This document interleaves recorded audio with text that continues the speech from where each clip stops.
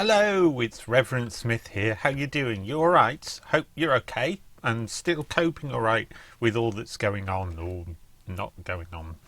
Now, thank you for watching my video last week about Jesus' parables. I hope it was useful and interesting and helpful for the work that you're doing. And I heard from Mr. Greenwood that people had watched it and found it interesting. So that's good to know. And I hope it still proves useful for you as you keep going through some of these fantastic stories of Jesus. By the way, there is a technical name for doing this sort of thing, looking at not just the parables of Jesus, but any part of the Bible and trying to figure out what it's on about. It's called exegesis.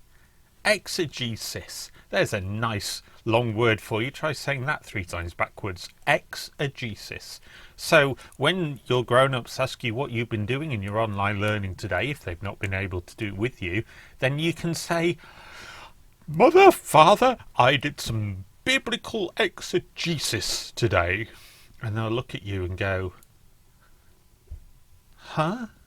Anyway, Mr. Greenwood told me that this week you're doing the parable of the Prodigal Son, or the Lost Son, as it's sometimes called, which is an absolutely fantastic and actually very famous parable of Jesus's. And he asked me if I would maybe give you a few pointers about thinking about this story. Now, as I said last week, I'm not going to tell you the answer, partly because I don't know what the questions are they're going to give you, but partly because as with a lot of Jesus' parables, the fun thing to do is to try and figure them out for yourself. But I am going to try and give you, as I say, just a few pointers of things you might want to look at when you're trying to figure out what Jesus is trying to say in this parable. But first of all, I thought I would read it to you. So here we go. Jesus also told them another story. Once a man had 2 sons. The younger son said to his father, "Give me my share of the property." So the father divided his property between his 2 sons. Not long after that, the younger son packed up everything he owned and left for a foreign country, where he wasted all his money in wild living. He had spent everything when a bad famine spread through that whole land. Soon he had nothing to eat. He went to work for a man in that country, and the man sent him out to take care of his pigs. He would have been glad to eat what the pigs were eating, but no one gave him a thing. Finally, he came to his senses and said, "My father's workers had plenty to eat, and here I am, starving to death. I will go to my father and say to him, 'Father, I have sinned against God in heaven and against you. I'm no longer good enough to be called your son. Treat me like one of your workers.' The younger son got up and started back to his father. But when he was still a long way off, his father saw him and felt sorry for him. He ran to his son and hugged and kissed him. The son said, 'Father, I have sinned against God in heaven and against you. I am no longer good enough to be called your son.' But the father said to the servants, 'Hurry! Bring the best clothes and put them on him. Give him a ring for his finger and sandals for his feet.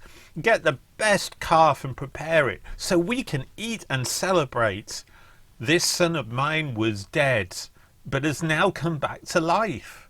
He was lost and has now been found.' And they began to celebrate. The older son had been out in the field, but when he came near the house, he heard the music and dancing. So he called one of the servants over and asked, 'What's going on here?' The servant answered, 'Your brother has come home safe and sound, and your father has ordered us to kill the best calf.' The older brother got so angry that he would not even go in the house. His father came out and begged him to go in, but he said to his father, 'For years I have worked for you like a slave and have always obeyed you. But you have never even given me a little goat so that I could give a dinner for my friends. This other son of yours wasted your money on prostitutes, and now that he has come home, you ordered the best calf to be killed for a feast." His father replied, "My son, you are always with me, and everything I have is yours. But we should be glad and celebrate. Your brother was dead, but he is now alive.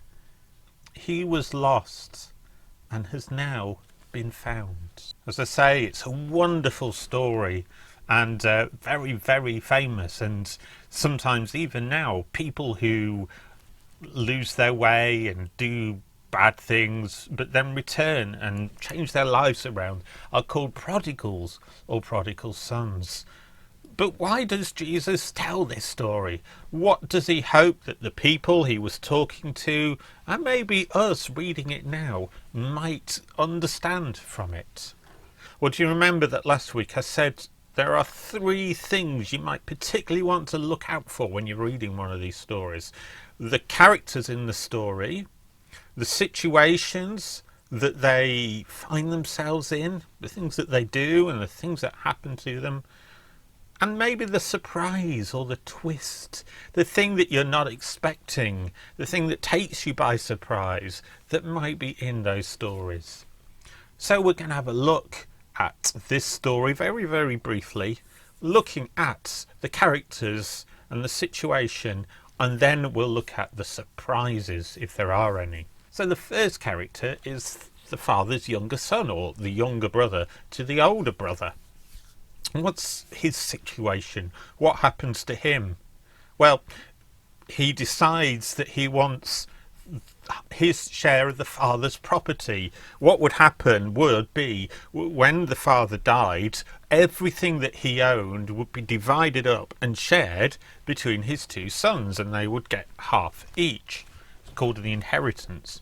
So the son decides that he wants his now. He can't wait till whenever that might happen. He wants the money now. Think about that for a moment. The son deciding he wants the money from his father that he should have when he dies, but he wants it now while he's still alive. I don't know what you make of that. To me, that doesn't sound very good at all.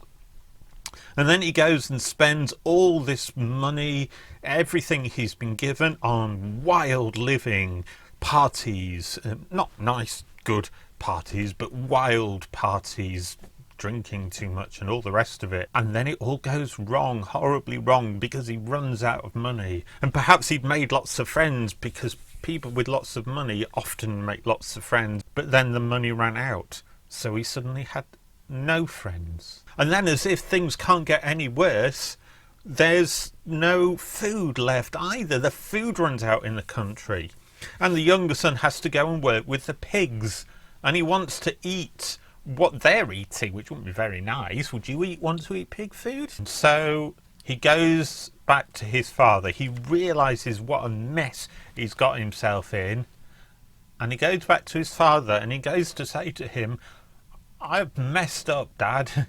I've really got things wrong. I've sinned against you and against God and against heaven. Take me back, but I can't be called your son anymore because of what I've done. Make me a servant or a slave." So that's the younger brother's situation. We'll come to the older brother in a moment, but first, what about the father? The father agrees to give his younger son this share of the money. I wonder how he felt doing that. And he lets him go. But what's interesting is what he does when the son comes back. He runs out to him. Perhaps he's been looking out for him, and he throws his arm around him and gives him a kiss, and then treats him like an honoured guest and throws him a massive wild party. Quite how the younger son is feeling about wild parties after all he's been through, we don't know, but that's what the father does. So that's the younger son and the father. What about the older brother? Now, I'm an older brother. I'm the oldest brother in my family, so I kind of have a bit of sympathy for the older brother, because he's been faithful and working hard for his father, never left him The thought of asking for his share of the inheritance early never even crossed his mind. To be honest, I think he's a bit of a goody-goody, but I didn't say that. So anyway, he's been so loyal to his father. And then he sees his younger brother come home, having wasted all his money, treated his father like goodness knows what, and he sees that his father's throwing a party for him. What? He's never even asked for a little goat, and his father has gone and cooked the best calf in the whole flock. It might sound a bit gruesome. That's what she did in those days. The older son, doesn't he have a right to be annoyed? And then we come back to the father, who goes out to him and doesn't tell him off for being such a spoil sport. Doesn't say, yeah, actually, you're right. What am I doing? He says, come in and join the party. Your brother was lost and now he's found. So those are the characters and the situations they end up in. What about the surprises? Have you spotted any yet when I read the story to you, or in what I've been saying just now? Here are some that I've found. First of all, that the father gave the younger son any money at all, any share of the inheritance, and just let him go. What does that say? That the father was willing to do that to the younger son and didn't say to him, don't you even think about it. You get back in your place, son. You're here to work for me. You can have your inheritance when the time comes. He didn't say that, did he? So what's happening there? And then that the younger son, when the money ran out and the food ran out, ended up looking after pigs. Now, pigs were considered by Jews to be unclean. And by unclean, I don't just mean mucky and grubby. They may well have been. But they were told not to eat meat that came from pigs. Other animals were all right, but not pigs. I'm not entirely sure why. If anyone knows, and you can tell me, and that would be great. They were told not to eat them or particularly go near pigs, and certainly not to farm them. So what kind of desperate situation must his son have been in that he ends up looking after pigs who he was supposed to avoid? It must have been bad. And then what about the father's reaction to the son coming home? Do you remember? The son comes, and when the father sees him still a long way off, he runs out to him, and the son says, I am not worthy of being your son. I've sinned against you. And the father goes, you impudent little so-and-so, you're too right. You don't deserve to be my son. I'm going to make... No, that's not what happens, is it? The father runs out to him, and before the son can even finish what he's saying, he throws his arms around him and hugs him and kisses him and says to everyone, let's have a party because my son is home. What do you make about that? As much as anything, respectable gentlemen in that day did not go out running to hug and kiss anybody at all. That was not a thing. So what about the father's reaction to his son coming home? Does that surprise you? And then what about the father's reaction to the older son? As I say, I can understand entirely where he's coming from.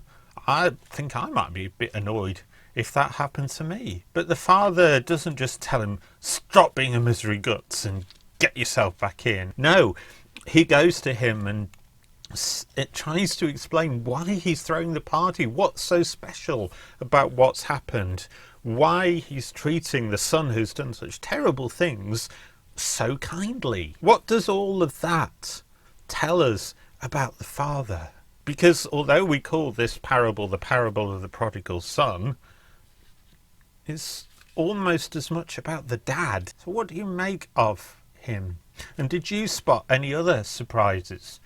Anything else that made you think, ooh, that's strange. I wasn't expecting that. I'm sure there must be more there than I spotted, so have another look if you haven't yet. But there's one more thing that's surprising, strange, unusual about this. And that's the situation that Jesus is in when he tells this story. Because Jesus tells this story when he's eating and drinking, having a meal with a load of bad uns, with people that if you were a respectable and religious person, you did not spend time with people who had done bad things, people who had in the past broken the law. Sinners, they were called. Tax collectors, people who didn't just collect the right amount of tax and use it to pay for hospitals and roads and everything else, but people who collected a lot more than they should have done, who made themselves rich and gave the taxes to the Romans, whom nobody liked. Jesus is eating with them. And some very respectable religious people are going, what does he think he's doing? Calls himself holy and of God. Why is he eating and drinking with that lot? God wouldn't have anything to do with them, would he? And so Jesus tells this story about a father who treats a wayward son with kindness. What's going on? What's he saying about why he's eating and drinking with these people? So there you go.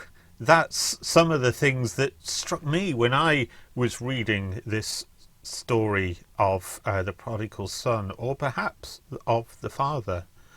And again, I wonder what you make of it. And I wonder what you make of the characters and the situation that they're in, and any of the surprises or twists that you might find. As I said last time, have fun with this story. It's a cracker. Try and think which character you might sympathise with most. I'd love to hear what you think. So take care. Enjoy the parable and all the work you're doing on Seesaw and everything else. And hopefully, again, I will see you very soon. Bye-bye.